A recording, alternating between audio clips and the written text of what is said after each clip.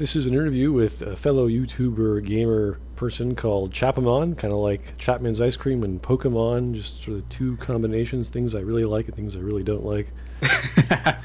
This is Yeah. Chapman, and he did my favorite version of the Take Your Place in the Steeeve competition, which was not an official Smudboy competition. It was just us having fun, and he had fun, and we had fun, and we all watched his fun video together. So we're shining a little spotlight on him today. So tell us about yourself. What are you up to? What are you doing? What do you love? What is new in your world?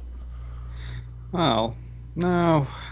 I'm a animal care technician. I take care of animals, mostly dogs. Uh, I'm working currently on a critique of Mass Effect Citadel DLC because Oh I haven't my. really, yeah, I really haven't seen too much of a critique on this DLC. I'm surprised there aren't any videos on it. As far as I've been able to, I haven't seen any. You Uh, poor man. Right now I'm like, oh my goodness. What are you? yeah, I mean, the closest I've seen is Look Charisma wrote a little blog about it on his site, but I haven't seen too much on it.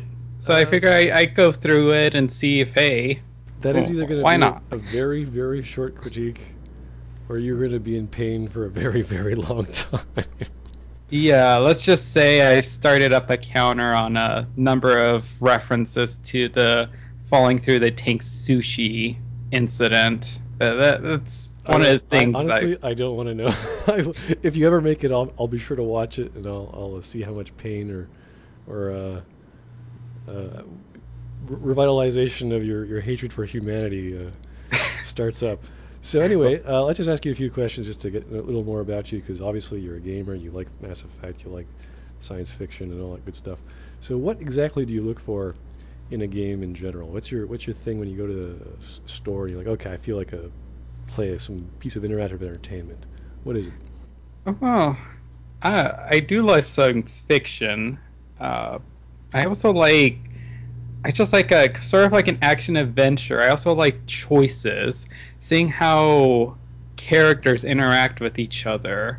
It's something I've honestly haven't gotten. I've recently gotten into maybe a few years ago. I'd like to say that I got introduced to Mass Effect and saw how interesting all these characters interact with each other, and that kind of led me to kind of focus more on BioWare and their Dragon Age series, and I fell in love with it, and I kind of seek that out Yeah, more character development, more story driven games rather than games that are just heavily focused on gameplay.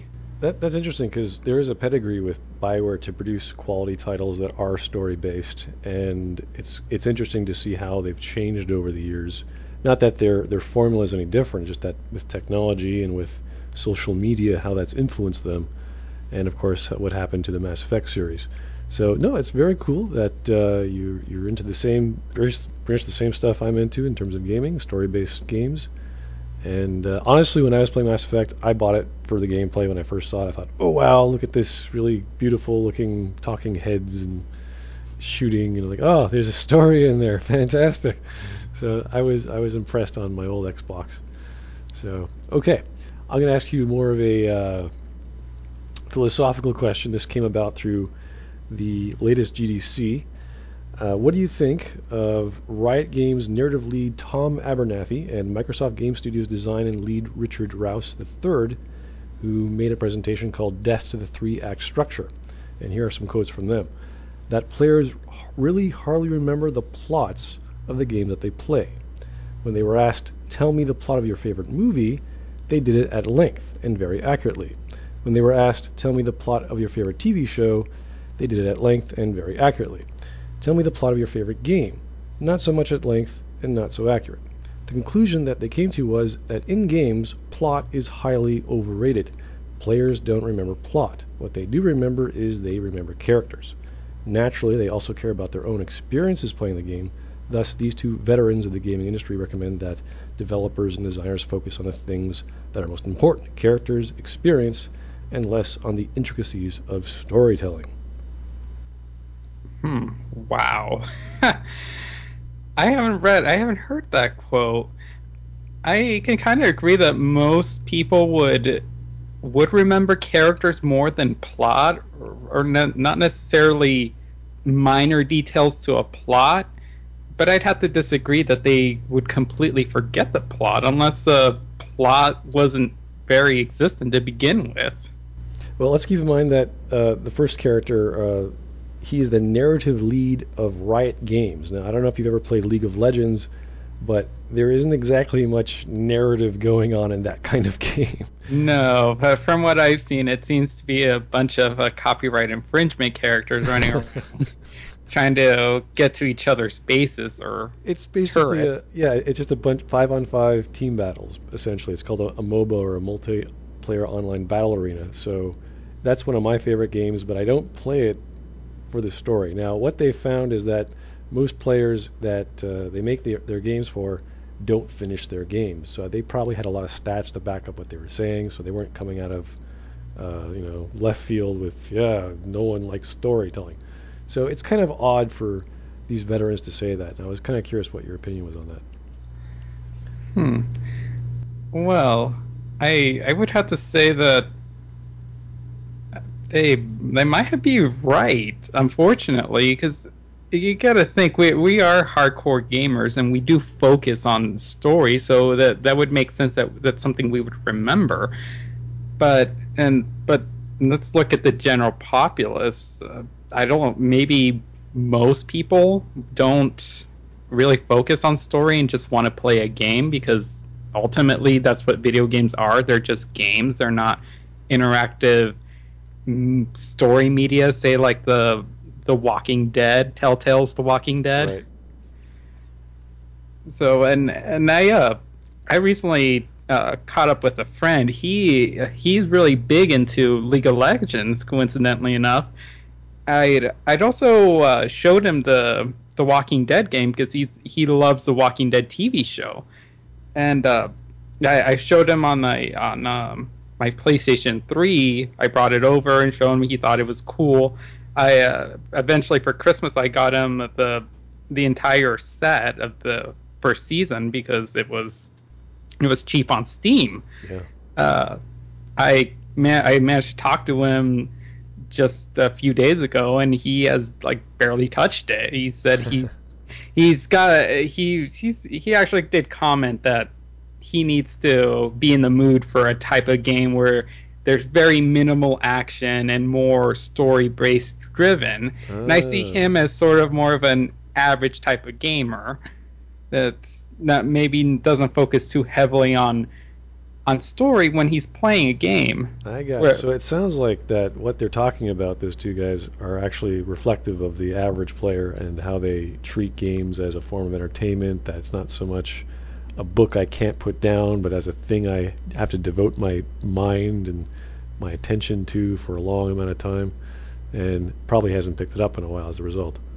exactly it might be for most people it's just they just want mindless fun and which is what a game might be rather than something that makes them think, something where they have to actually remember plot points and characters and they get brought up later and they have to make those connections that the game doesn't fill in.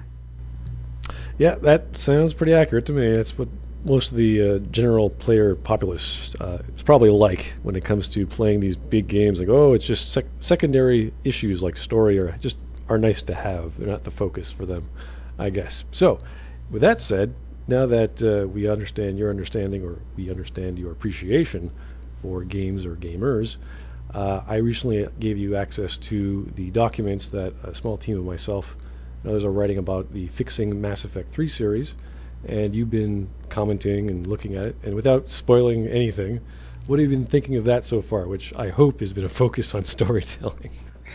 It definitely is. It's quite a bit of focus on storytelling. There's also an interesting gameplay mechanic to it, which again I think most of the average players wouldn't really pick up on that. But I think if you were a fan of like BioWare's role playing games, I think it's something that most of those fans would appreciate.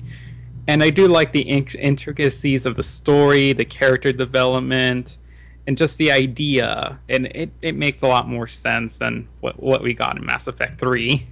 Oh, great. Well, thank you very much, and I hope to have your creativity. You don't have to be a writer to help us out. Just throw some ideas out. We'll take them. I'll put them together. I'll tie up plot threads. I'll cut the fat where needed be, and that would be most appreciated. We really appreciate that, and hopefully it will be done this month. I think we'll have enough time to do so. All right. Well, I look forward to seeing what you guys put out. And let's see when I can get together my critique of Mass Effect Citadel. Let's see how that turns out. So essentially, no one's going to see the Fixing Mass Effect 3 series, is what you're saying. Well, it might take me a while, so. Okay. All right, one last thing. This is probably something I never told you about, but I suggest or recommend that people tell me, what should I review next and what's a good game I should be looking at. And there's all these suggestions. Nothing really caught my eye, but if there was one game you wanted me to look at and analyze and do a plot analysis or a general critique, which game should I look at next? I don't know. I really haven't played anything too different as of late. You kind of already started the Deus Ex Human Revolution, which I think you're doing an excellent job on that. And I haven't quite finished BioShock Infinite yet, but I do like just how you point out what's wrong in that story, which I don't think too many people think about that. Just the plot holes. I have been getting requests to do the DLCs for BioShock, and I've been told there's not much to critique, so I was like, you know what, I guess I could do it, but there's not much there. I like bigger narratives, but if that's a recommendation, or if not, I could always ask the audience who's listening right now if they want to recommend something. Just write it down in the comments. What should I do, and we'll get a tally and see what I can do next. Sounds like a good idea to me. Okay, well, thank you very much for your time, chapomon. There's a link in the description of his video if you want to check out his submission and his other videos. I think you've done a few others for the actual Steeeve competition, which I thought was nice of you. So thank you again, and hope to hear from you again. All right, well, take care. It's been fun. All right, cool.